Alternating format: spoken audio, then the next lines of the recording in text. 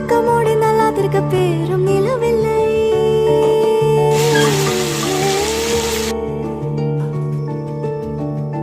நினைக்கும் போது நிலவு உதிக்கும், நிலவு அழைக்க குரல் இல்லை.